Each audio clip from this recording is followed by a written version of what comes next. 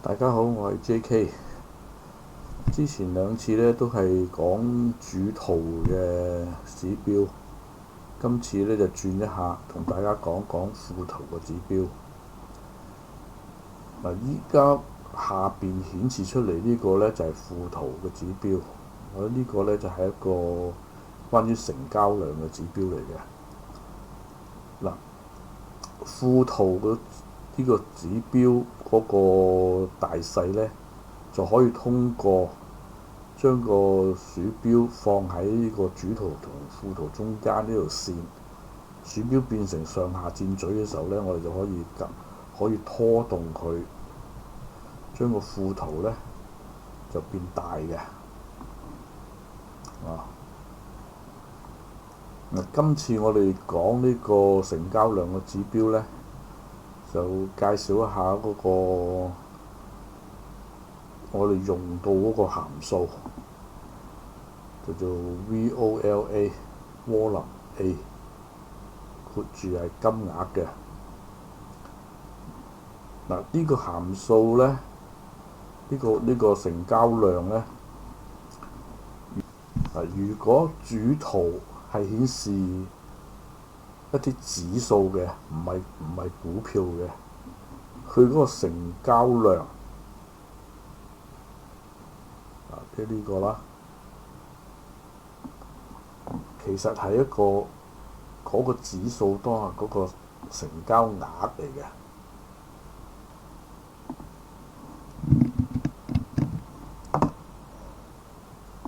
如果主圖顯示係一個股票，譬如係小米啦，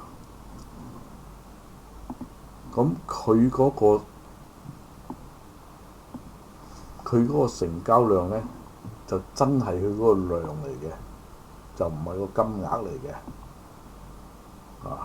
2.2億，2.2億。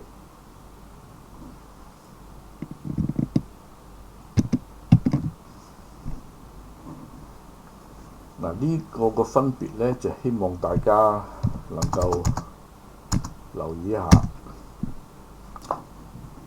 嗱，睇翻呢個圖先。嗱，另外一個函數咧，就係 Volume Stick， 佢係會將個成交量變為一個柱線嘅。如果當日係陰燭嘅話咧，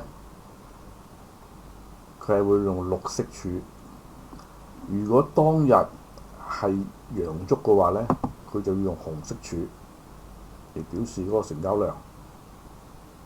呢個大家花啲時間睇睇就明白㗎啦。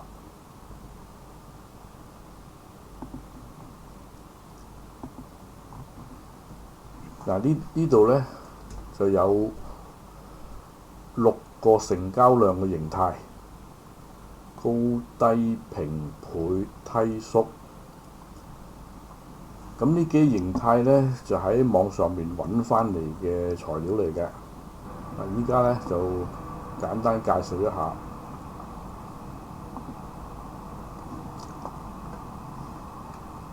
出現高量柱嘅時候咧，後市個股價咧就會向下走嘅。何謂高量柱咧？中間呢支睇旁邊嗰兩支加埋一齊睇，形成一個好似山中文嘅山字咁嘅情況嘅。好啦，第二種形態咧就低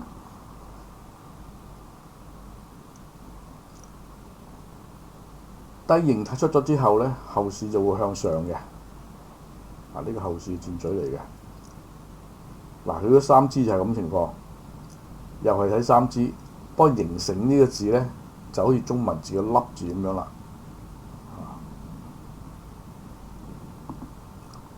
好啦，跟住係個平柱線，平量柱，即係雙輪兩個嘅成交量咧係差唔多嘅。相差額細過5% 啦。咁嘅做法啦。原本升緊嘅股價咧就會轉向走啦。調翻轉，如果係落緊嘅股價咧，後市咧就會轉向上啦。好啦，跟住呢就倍量柱。倍量柱係咩意思咧？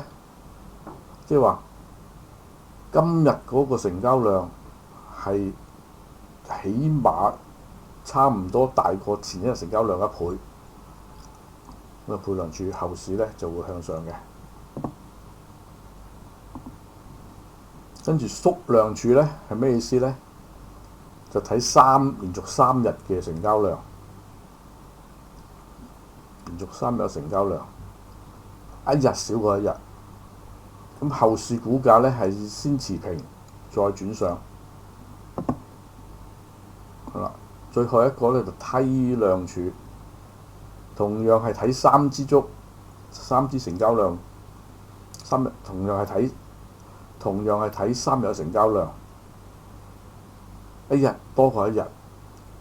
咁後市股價亦都係啦，會先持平，但係後來又會轉向下嘅。嗱，咁呢幾個形態咧，我哋就有晒呢啲條件之後咧，我哋就可以寫出嗰啲條件，然後做出唔同嘅 icon 啊，或者 number 啊，或者係 text 啊，俾你睇啦。嗱，好簡單咁，我喺備註欄裏邊咧，就將唔同嘅符號或者數字咧，就等於係乜嘢嘅成交量柱，後市點走向寫喺呢度。大家用到呢個指標時候，唔醒起嘅時候咧，去翻呢個指標呢個程序嗰度睇翻呢個解釋。嗱，呢度咧有一個叫做 draw number 嘅功能。draw number 嘅功能咧，我哋睇睇啊。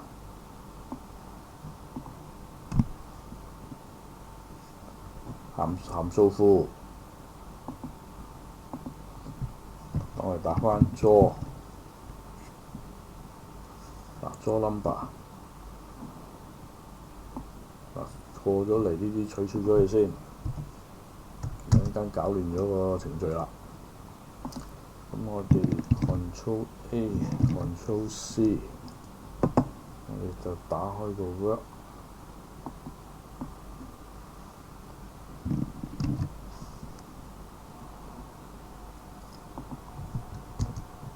嗱，當條件成立嘅時候咧，就會喺嗰個價格嗰個位置，就會寫低一個數字，而數字咧由0到9，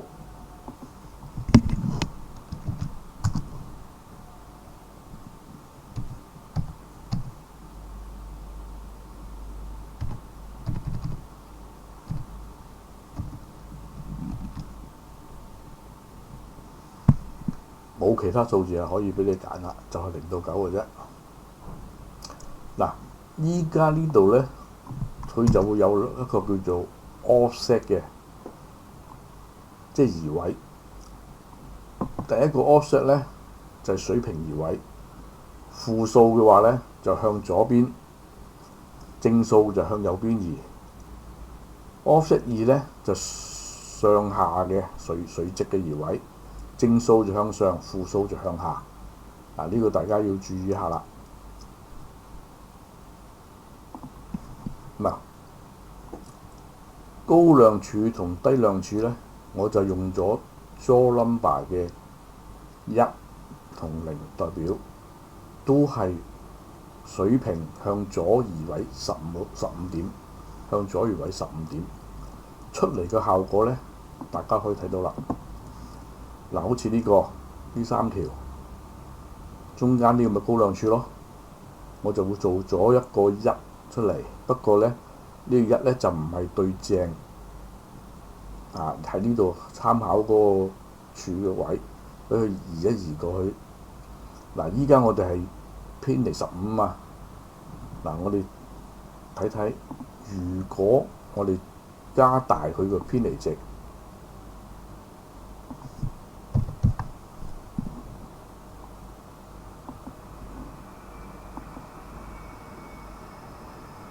嗱，依家咧原本1咧就靠邊邊嘅，依家咧就已經移咗過嚟靠中間啦。嗱，呢一個移位咧，其實同我哋嗰個主導顯示幾多天嗰個闊度係有關係嘅。依家我哋移位咗呢個數值，但係如果我哋將呢個改做其他嘅數值嘅時候咧，就發覺個移位咧就又唔同咗㗎啦。本來移咗中間嘅，依家直情再過啲啦，又對唔到位啦。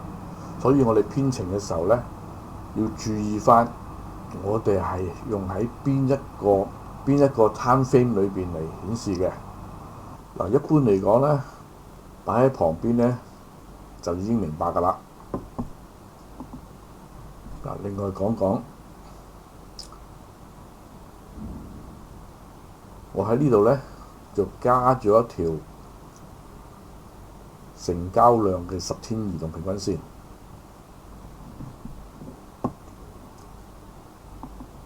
即係呢條啦。如果成交量觸及呢條10天移動平均線，或者高過呢條10天移動平均線，我哋就可以理解成一個大成交啦。嗱，為咗方便我哋睇佢係咪大成交嘅話咧，我就做一個 icon 俾佢，就係啦。如果當日嘅成交額係大過 MA10 嗰個數值嘅，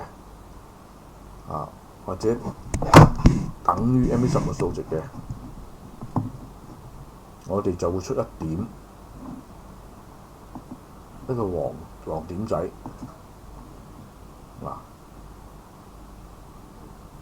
咁我一睇就知道呢日應該係屬於大成交啦。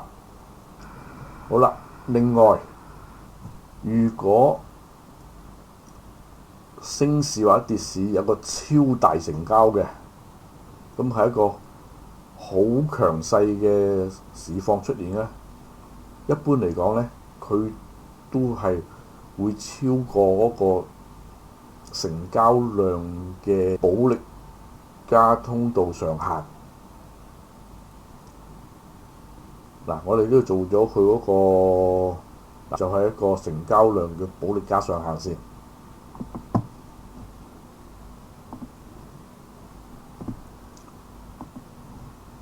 係黃色嘅線。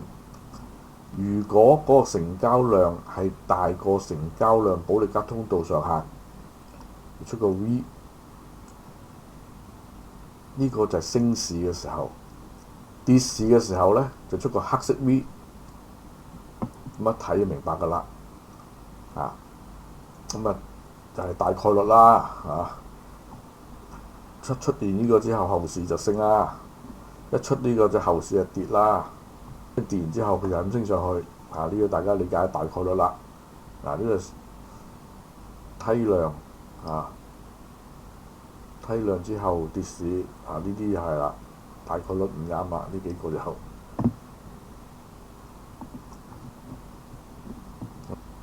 通過今日呢個成交量指標嘅話咧，咁開始介紹副圖指標嘅編寫嘅情況啦。